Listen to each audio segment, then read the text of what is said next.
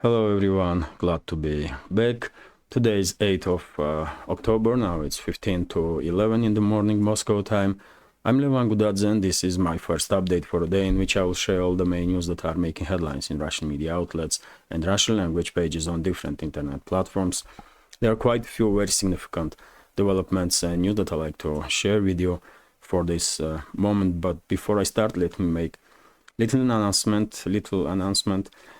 First of all, today 7 o'clock local time, Moscow time, I will have a live stream, and I hope you will find the time to join the conversation. Main topics, of course, will be situation in the Middle East,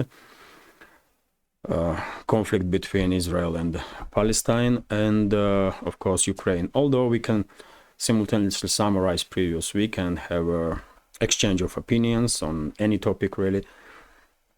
And we can have just friendly chat as we always do. And also very important to me personally announcement, which is about guests on our channel, our project. And on next Tuesday 5 o'clock Moscow time, I will have a first live stream with guests, and I will make interview, and guests gonna be Alex Christoforou and Alexander Merkuris, voices of reason in these extremely difficult times for the world. And I'm immensely grateful for Alex and Alexander that they did find the time in their very busy schedule to participate in our show, and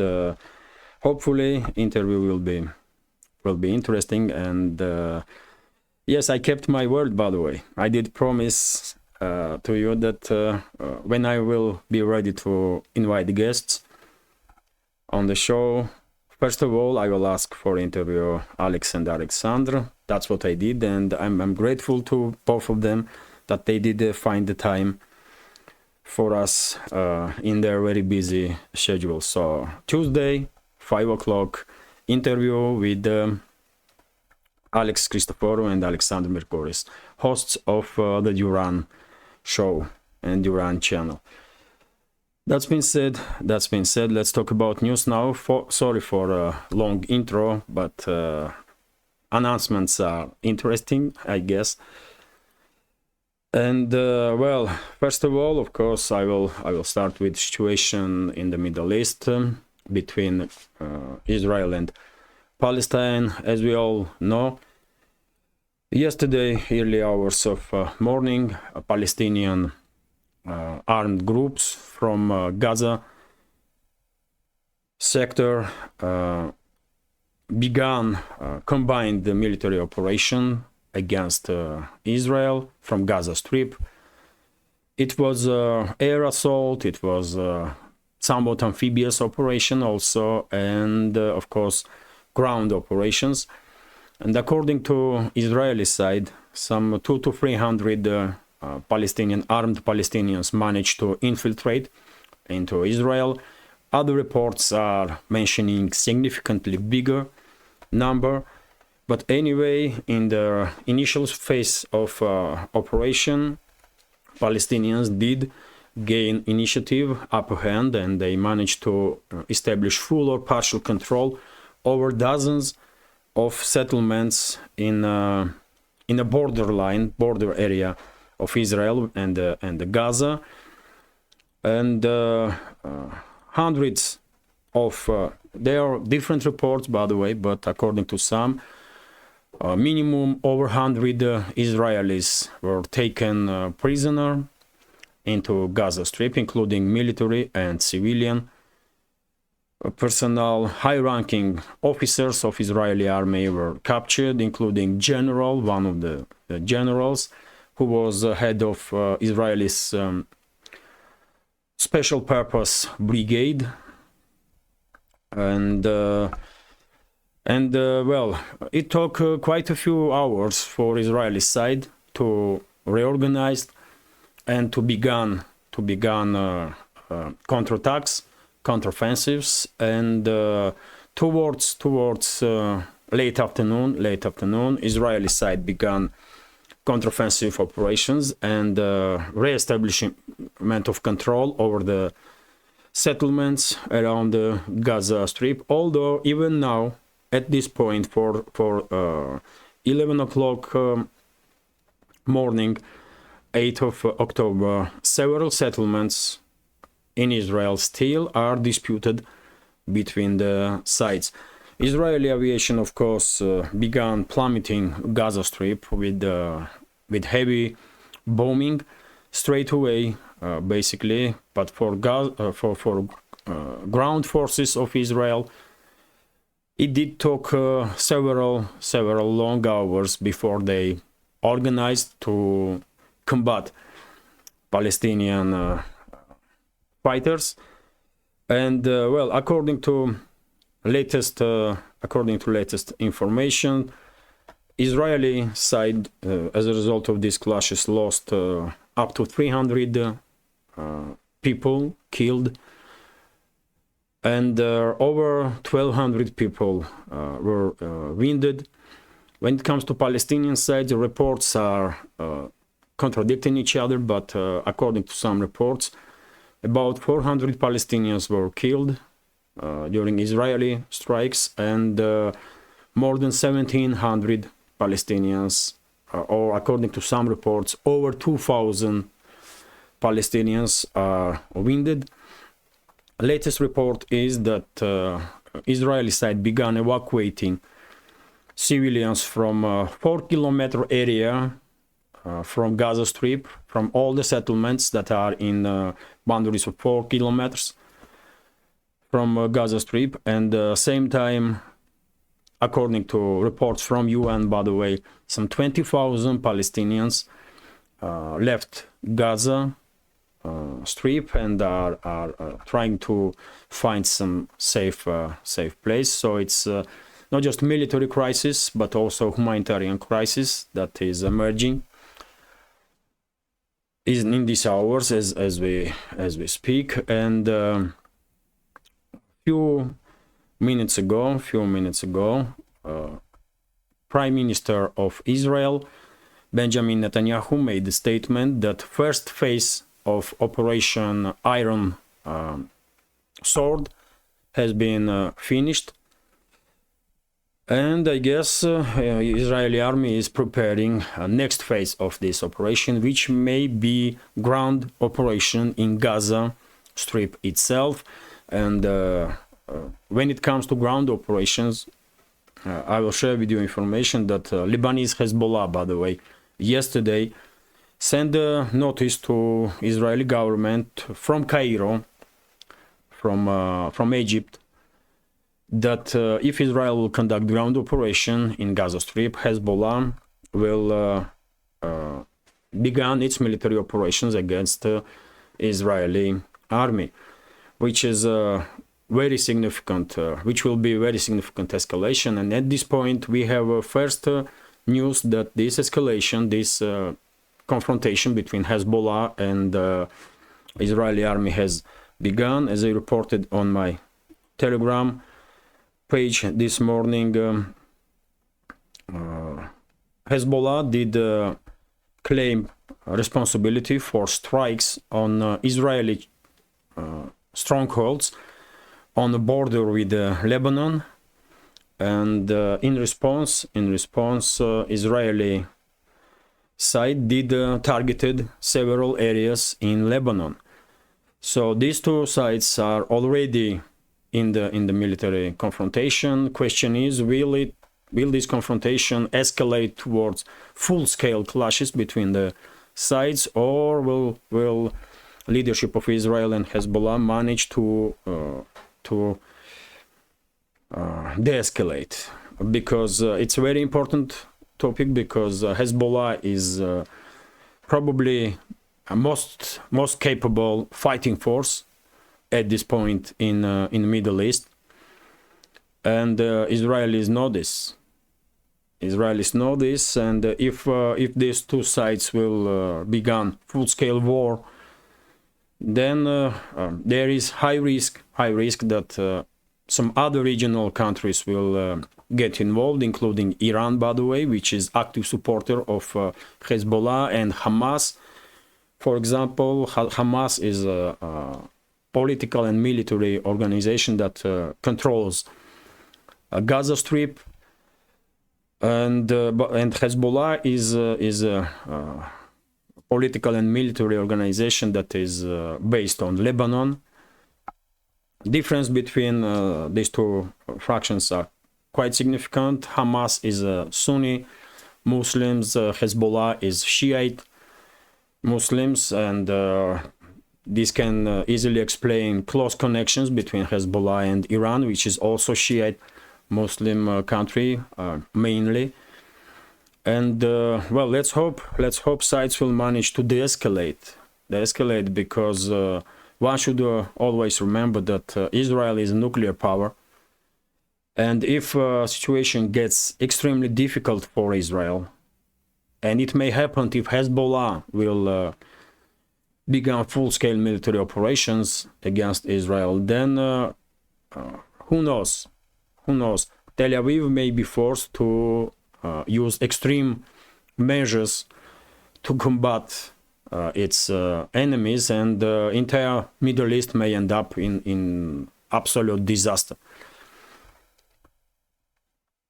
So let's continue with some other news, and well, we have statement from Hamas, by the way, and as I mentioned, Hamas is controlling Gaza Strip, and according to them,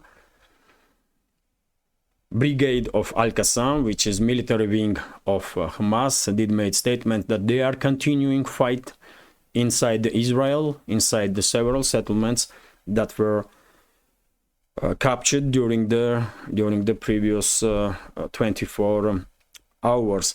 And by the way, just a few minutes ago, I also did read some reports from some sources that Israeli militarists, Tzahal, is admitting that they could not manage at this point to establish full control over all settlements that were infiltrated by Palestinian fighters.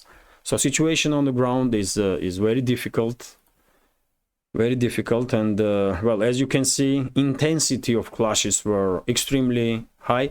I did say about casualties on Palestinian side, and when it comes to Israeli side, according to latest reports, 300 Israelis were killed, more than 1,200 Israelis were wounded, and more than 100 Israelis, including civilians and military personnel, have been taken into Gaza Strip as hostages. Not far away from Gaza Strip, there are some concert or open air or concert or party, big party, and when this conflict began, these people that were participating in that party was caught in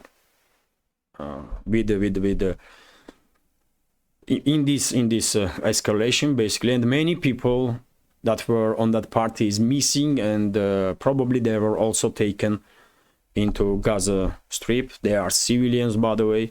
They have nothing to do with the Israeli army. One may hope that prisoners on both sides will be treated according to Geneva Convention, and when it comes to civilians, they should be freed straight away. They should never be taken hostage. That's my understanding. And well, Ria Novosti is reporting, as I just said, that Tel Aviv made statements that they did targeted some areas of Lebanon as a response for strikes from Hezbollah. And one should remember, by the way, that Hezbollah is a military organization much more capable than the Lebanese army. That's a reality on the ground, and that's why I said that Hezbollah, who was participating in combating terrorists in Syria, by the way,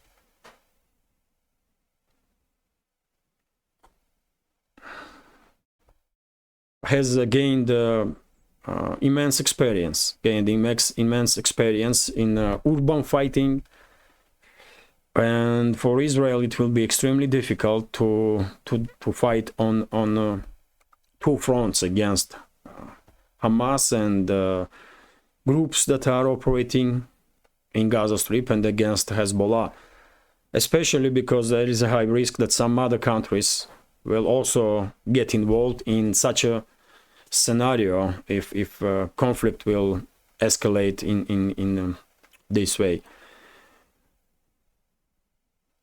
So yes, this is also a report confirmation basically that Hezbollah take responsibility on strikes, on several strikes on Israeli positions on the border line, and well, according to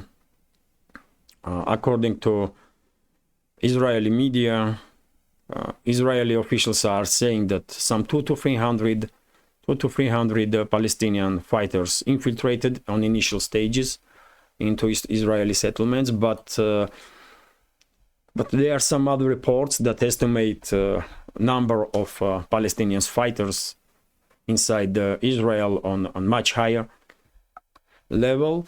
And by the way, world was divided straight away yesterday as informations come out about these clashes between the sides. I remind you that Netanyahu did make statement, Prime Minister of Israel, that Israel is in war, and well, there were very strong statements from Israel towards, not just towards Hamas organization, but also towards Iran, by the way. And well, we have statements from Iran, and Iran's officials, Iran's foreign ministry, called this Palestinian operation against Israel as a new page in history of Palestinian people and struggle of Palestinians against Israelis. And Iran's parliament, I did saw some videos, Iran's parliament were applauding to Palestinian fighters that conducted this operation. And it's well, let's hope Iran will not get directly involved in this confrontation, or Israel will not strike Iran. Because, as I said, in that case, entire Middle East may just engulf in fire. That's how unstable this region really is. This extremely important region for entire world. And this is it, by the way, when it comes to short summary of the situation on the ground in between Israel and Palestine. One may say that this operation of Palestinians did prove incompetence of Israeli secret services, because how should they they not be prepared for, or did not know about such a scale of operation, which was probably in preparations for months. And well, there were some reports from Israel that Israeli intelligence were reporting about such a possibility of such a operation. And also we can discuss about possibility that Israeli side did know about this operation, and they let Palestinian side to conduct this operation to have a reasoning for a large-scale military operation against Palestine, and maybe against Hezbollah, if Israel's army is ready, by the way. Because yesterday I was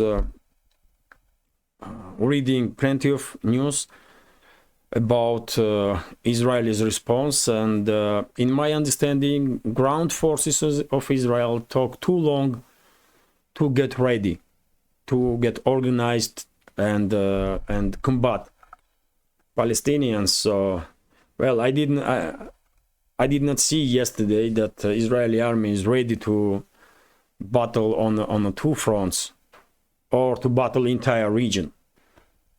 which will take place if Israel will strike Iran.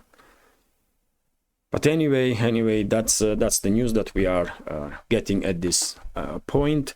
Situation is very, very tense.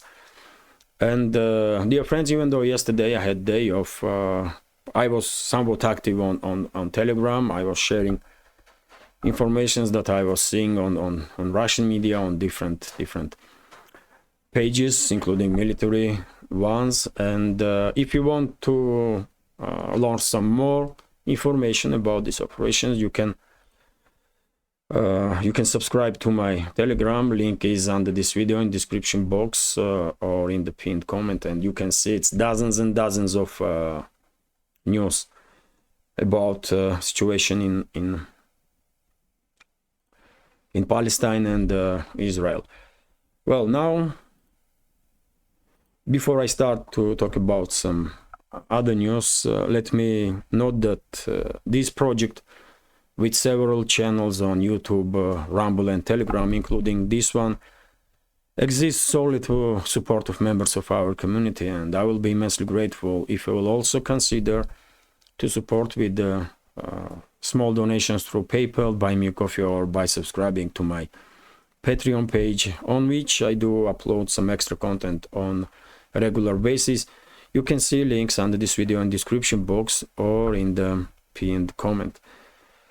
That's been said, let's talk about some other news now. And of course, Ukraine, battlefield Ukraine. And we have a report from RIA Novosti, by the way, that members of ultra-right Nazi Ukrainian organization Right Sector killed 22 civilians in Kherson region. And according to RIA Novosti, these civilians were killed just because they were pro-Russian. That was the only reason that these people were executed by these Ukrainian Nazis. When it comes to situation on the battlefield, no reports about groundbreaking changes or breakthroughs on anyone's side. It's mainly artillery duels, local scale skirmishes, reckoning force operations, basically, and of course drone wars. Although when it comes to local scale, we had some reports that Russian forces conducted quite successful offensive operations in Kupiansk direction, and significantly improved their positions, and now they are only in several kilometers from Kupiansk itself. And well, at this point, I think on the front line we have at least 3-4 areas where Ukrainian forces may end up in a cold room, may end up in extremely difficult situation. And of course, Kupiansk is one of the such directions.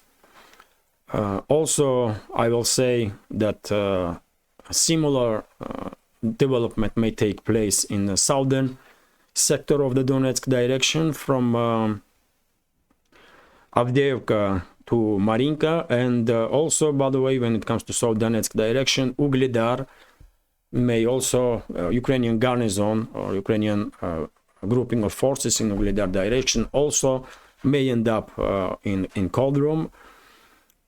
And the Russian side may conduct this local scale offensive operation from, let's say, Avdiivka, Krasnogorovka, Marinka areas, and then towards Ugledar. And the entire this salient that is controlled by Ukrainian forces now may end up under full Russian control. And of course, also highly likely that Russian side during the autumn, by the way, will conduct, maybe even in next several days, will conduct local scale offensive operations to encircle Ukrainian grouping of forces in Orekhov bridgehead. Well, that's all when it comes to possible future developments on this autumn period of time, because rainy season already has started, and as time goes by, even local scale offensive operations become difficult to conduct because of the weather conditions. But overall, I will say situation is deadlock on the front line. Operational pause is holding, and nothing is happening on any of the sectors of the front line in the scale that will influence situation on entire sector. On Orekhov bridgehead, we have not just Russian local scale counteroffensive operations, but also Ukrainian forces are trying to somewhat enlarge this bridgehead because of high concentration of Ukrainian forces in this area, and they are trying to attack in direction of Kopani settlement, but we did not have any reports that Ukrainian forces had any more or less significant success in that direction. My understanding is that Ukrainian forces lost initiative all along the front line, not just in the northern sector, but also on southern sectors of the front, and they would not be able to regain initiative ever. Ukrainian army is done, by the way. It's only poorly managed, poorly trained, some formations that is leftover basically from Ukrainian army, and I don't expect these formations to be capable of any successful large-scale operation whatsoever. So in my understanding, Ukrainian army is done. It's just a leftover that will be neutralized by Russian forces in the foreseeable future. And well, even though I am very critical of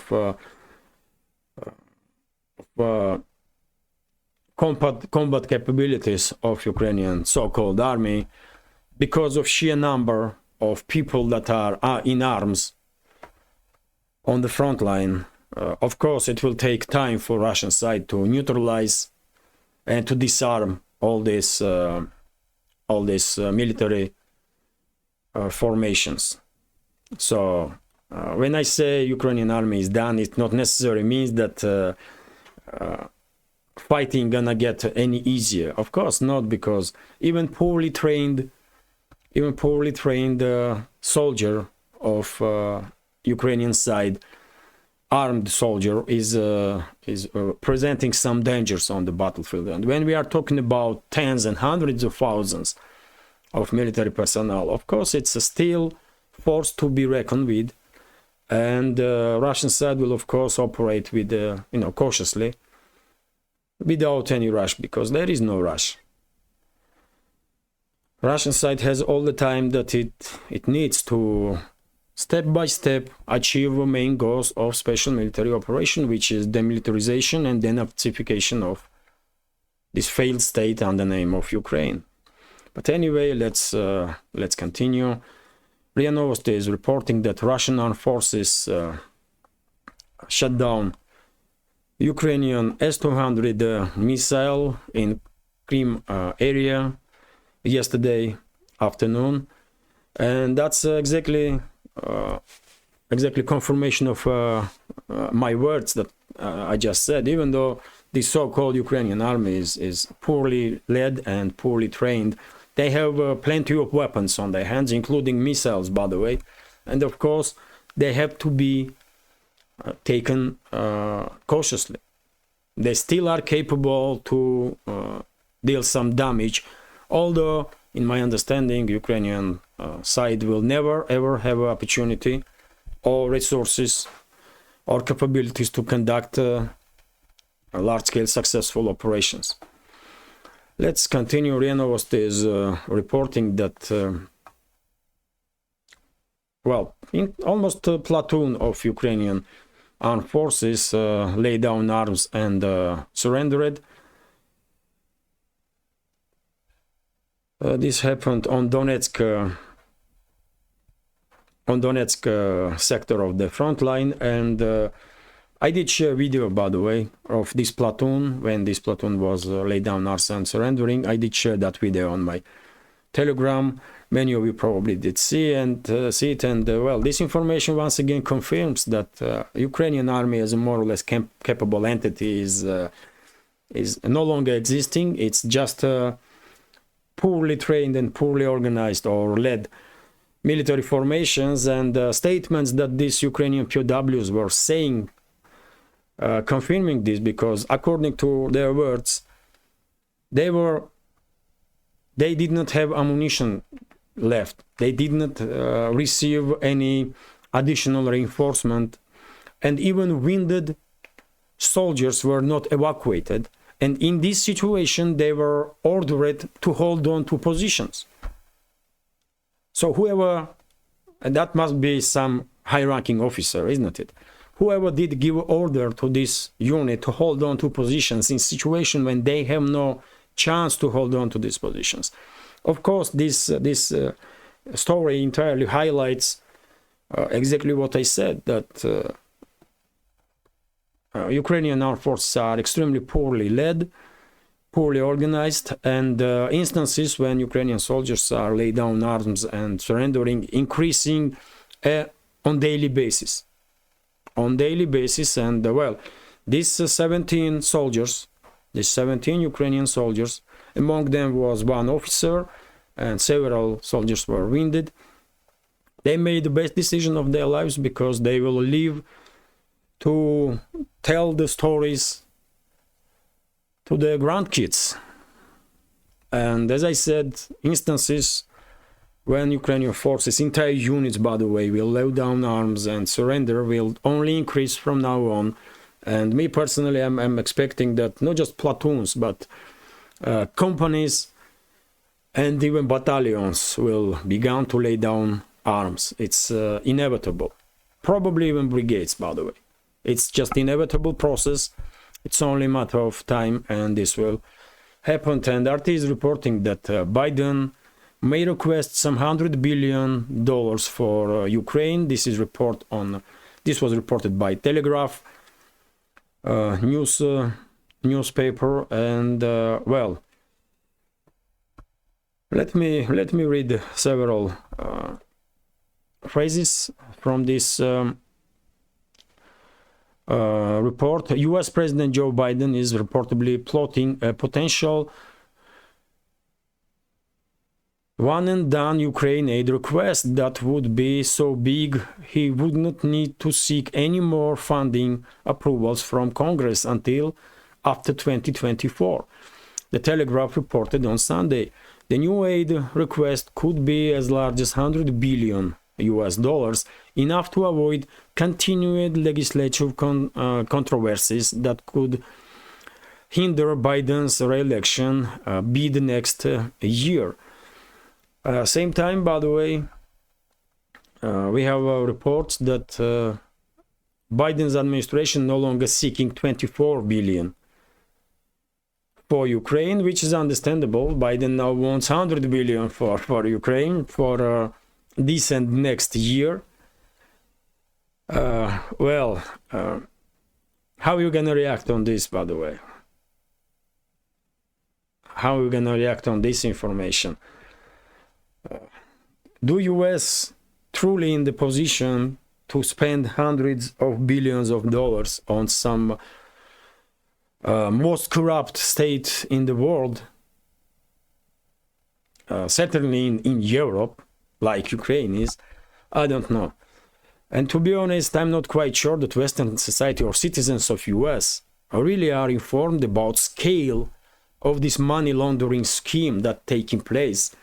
Because we do all understand that from these hundreds of billions of dollars, a vast amount of money eventually is ending on the bank accounts of military-industrial complex and corrupt so-called politicians.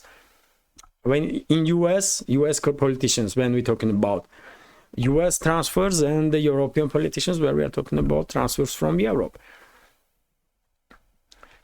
Do Western society really realize, majority, how big of a scale this money laundering operation is become? That we are talking about hundreds of billions, like it's peanuts. I mean, what the hell? But nowadays, by the way, US Congress at least in beginning to somewhat distance themselves from entire this Ukrainian story. And well, Biden and his Biden or true rulers of the US may find it a little bit difficult to pass such a legislation through Congress. Although US Senate will probably approve any number, anything, because these so-called Democrats are majority there, as I understand, and they would not be against probably if not just 100, but I don't know, 500 billion will be sent to Zelensky and his associates, or maybe even entire budget of Pentagon, which is somewhere around 800 billion, if I'm not mistaken. But anyway, let's continue. We have a report here also from our team that well, that's quite interesting news, that a level of support among US citizens to this constant money and weapon supply to Kyiv regime is decreasing. Still, majority are in support of deliveries of money and weapons to Kyiv regime, 41%, which is quite high number, but 35% is against, by the way.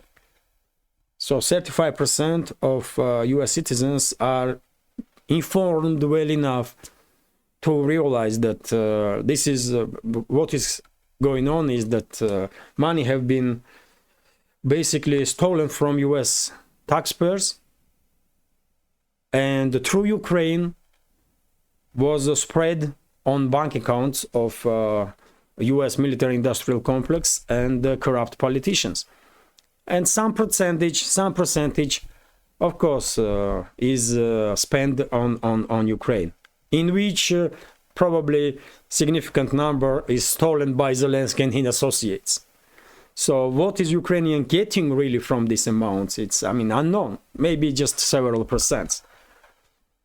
But this information is quite interesting because US is a major power, of course, especially when it comes to Western world. And if US society is waking up, then I guess it will influence Europe also, it will influence Australia, it will influence New Zealand, and societies will begin, majority of societies will begin to wake, to become wake and to realize what was going on behind the scenes.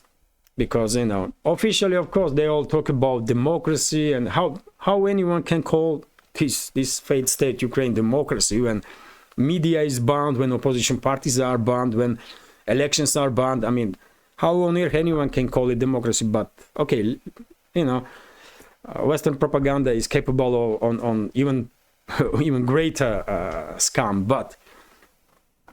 But people in the West are beginning to realize that behind the scenes, on the front, there is a propaganda about democracy, human rights, and you know, and the rest of it. But in reality, it's probably greatest money washing operation, money laundering operation that was conducted by Western elites, at least in modern history of world.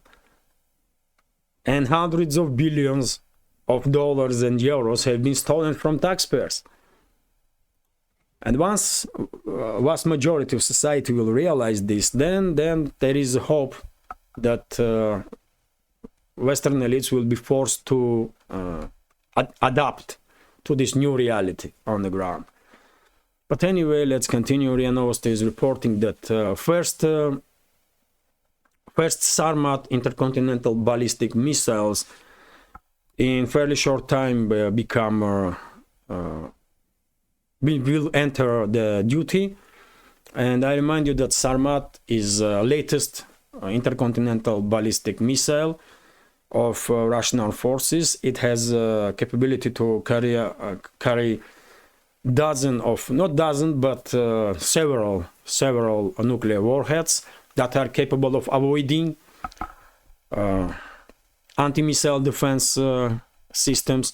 So it's a very, very significant and powerful weapon. And by the way, I remind you that a few days ago, President of Russia, Putin, did made a statement that state testing of Burevestnik intercontinental cruise missile is also finished. So I guess in foreseeable future, in the next several months or maybe year, Burevestnik cruise missiles will also begin to be deployed by Russian forces, and that Burevestnik is extremely capable system because it has a nuclear propulsion, nuclear energy source, and basically unlimited range.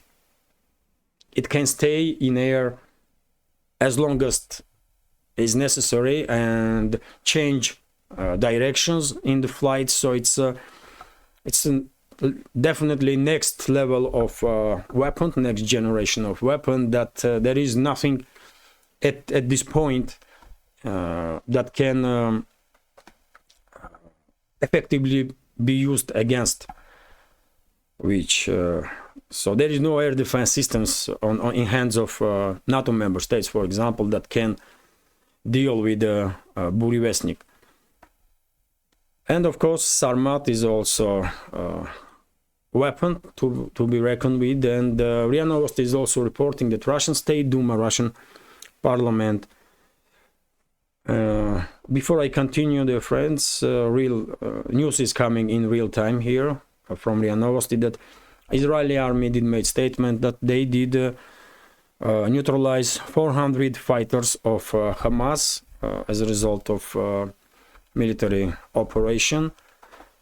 And this is from Israeli side, by the way, information. And well, let's continue. RIA Novosti is reporting that State Duma will begin work on new legislation, according to which Russia will leave this treaty about let me translate this sentence, man. It's important stuff, so I want to be.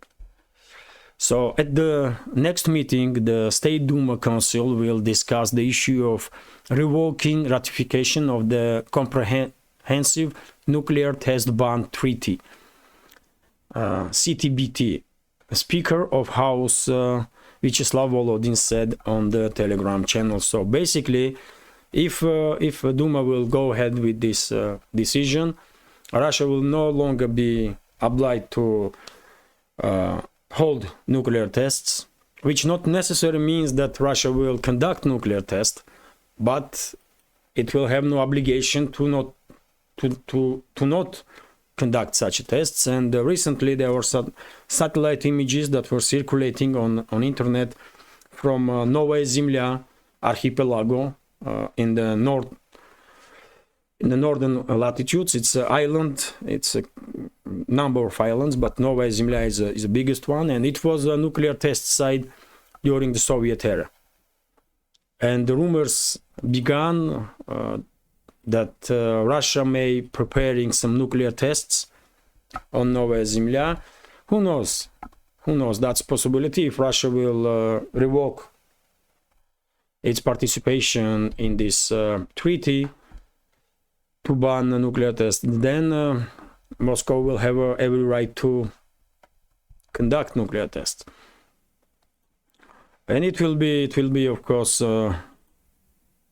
one more indirect message, or even direct message, by the way, or warning to the Western so-called elites.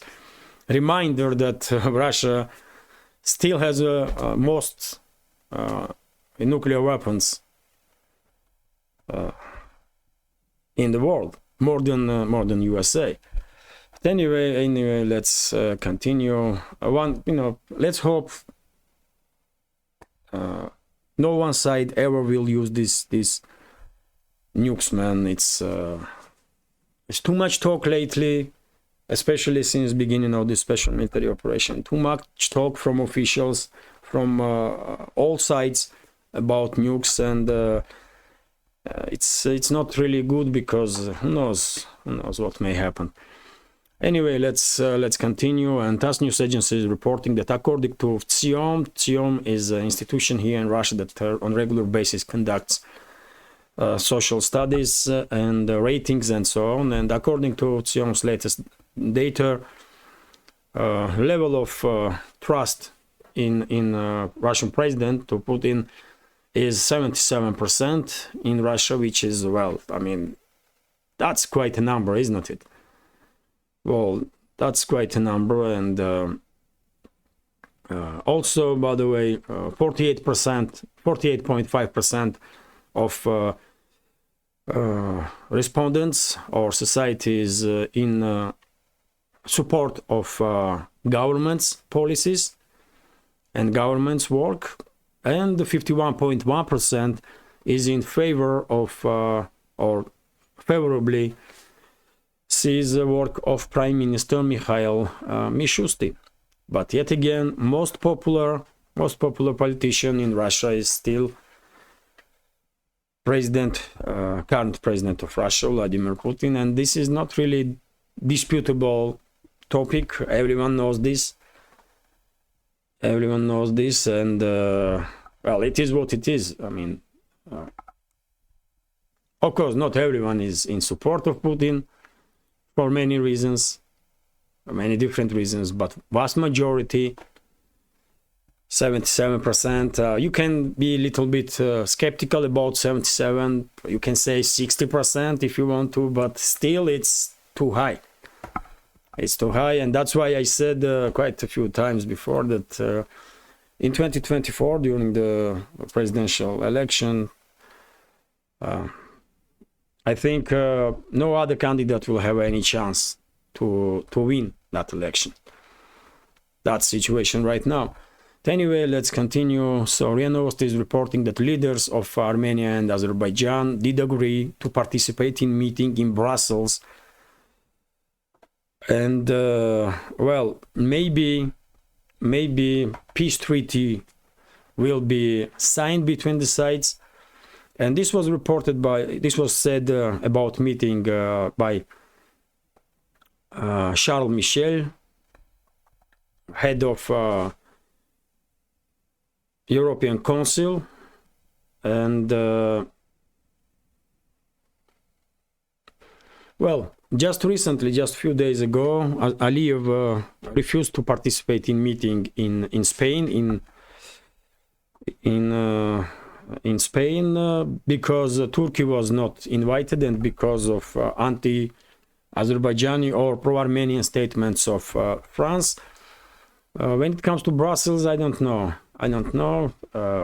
Maybe same will happen because nothing has changed since refusal of Aliyev to go to Granada in Spain.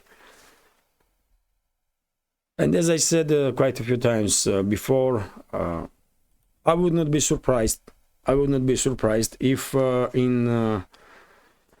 in the next several months Armenia and Azerbaijan will find themselves in a military conflict again, because I think Azerbaijan will definitely try to establish a land bridge with Nakhchivan, which is a part of Azerbaijan. But let me show you, by the way. So this is Southern Caucasus region, this is Azerbaijan here, this is Armenia, and this is Nakhchivan Autonomous Republic, which has no direct border with Azerbaijan itself. It's bordering Armenia, Iran, and Turkey in this small area here. And there are possibility, in my understanding, that Azerbaijan will try to establish this direct link towards Nakhchivan, and in that case, well, all hopes of Armenia to become a part of, not Armenia, but current leadership of Armenia, Pashinyan and his government, to join NATO and EU will perish straight away.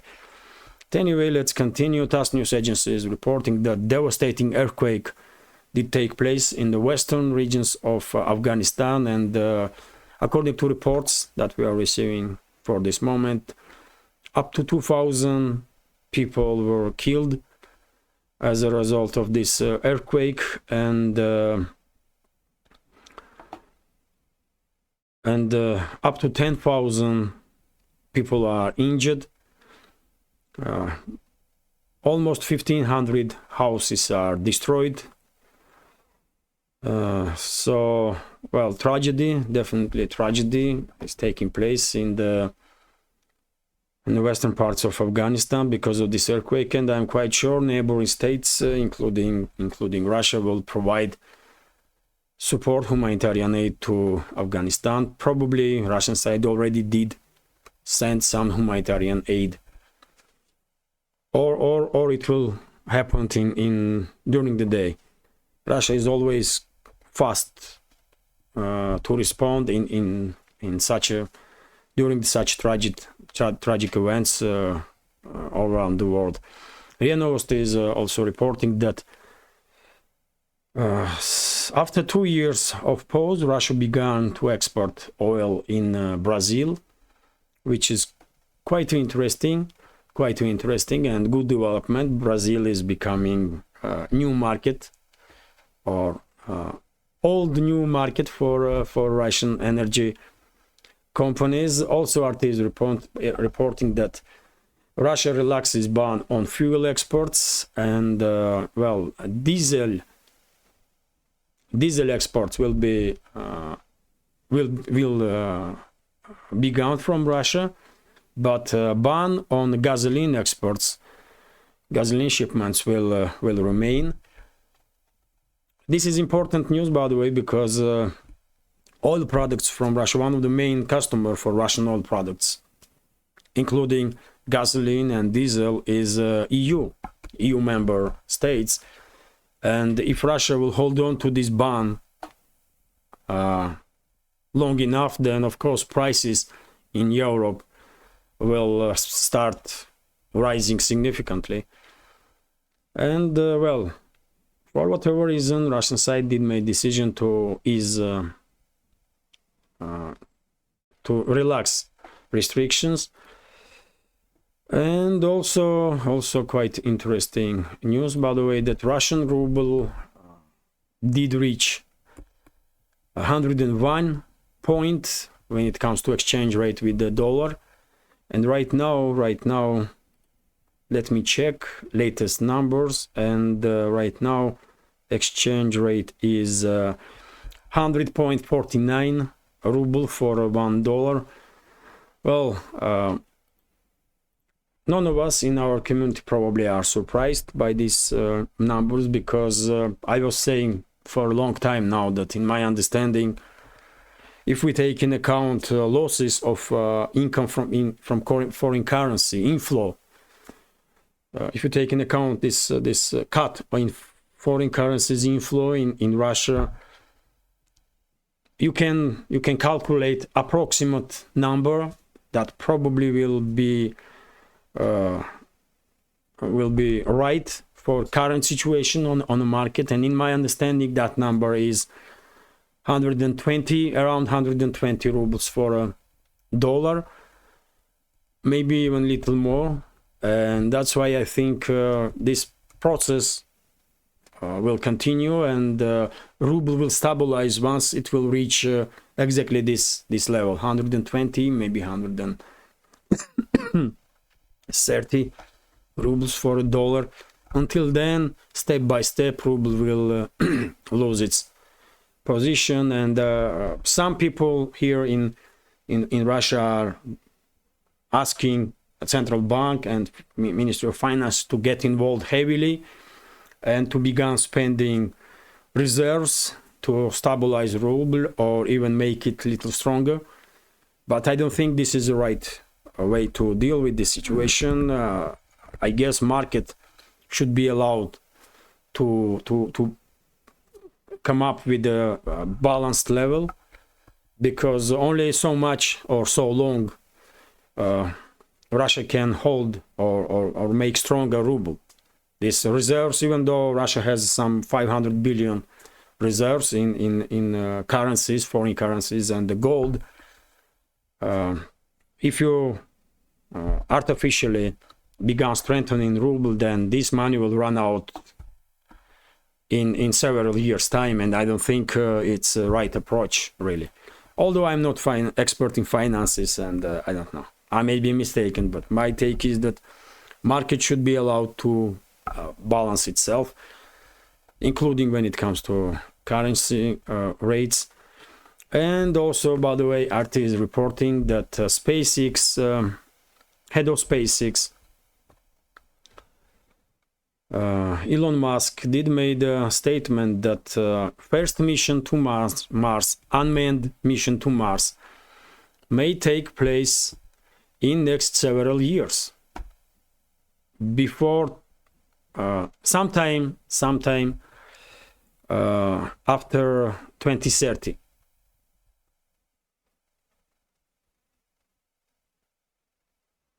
No, sorry, I get confused here. Musk said, let me read it. So, SpaceX Starship project could soon see an uncrewed flight to Mars, billionaire Elon Musk announced on Tuesday. He was addressing the International Astronomical Federation Congress in Baku, Azerbaijan, via video conference. I think it's not feasible within the next 4 years to do an uncrewed test landing there, Musk told Clay Mori, the president of the IAF. He noted, however, that the goal was only sort of feasible, but once it is achieved, there will be more to come, Musk said, stating that the Starship system and purpose is to land anywhere on the solid surface, anywhere in the solar system. And well, when it comes to, by the way, 2030 is about Russian space program. So Russia's space agency Roscosmos announced last month that its SA Lavochkin Scientific and Production Association was preparing to launch an interplanetary station to one of Mars's satellites sometime after 2030. So that's why I get confused. Musk said that in next several days there may be some testing launch towards Mars, and Roscosmos has some plans after 2030 to launch its station towards one of the satellites of Mars. And this is it for now. Quite a long update, but plenty of news. So hopefully you will find this video interesting, and if so, please click that like button and leave some commentary about any topic you like. More likes and comments probably has some influence on the algorithm. It will help me to reach wider audience, and for very same reason, please, if you can, share links to my videos or my channel with your friends on any of the platforms that you are active on. And finally, if you think this channel is interesting, useful, informative, and deserves to exist in this field of news and political commentary, please consider to support with small donations through PayPal, Buy Me a Coffee, or by subscribing to my Patreon page. You can see links under this video in the description box or in the pinned comment. This is it for now, but before I go, let me also notice that our community reach 18,000. 18,000. So let me thank you all for your time, for your attention, for your support. You are a great community, and I'm proud to be a part of it. So thank you very much. Have a great day and take care.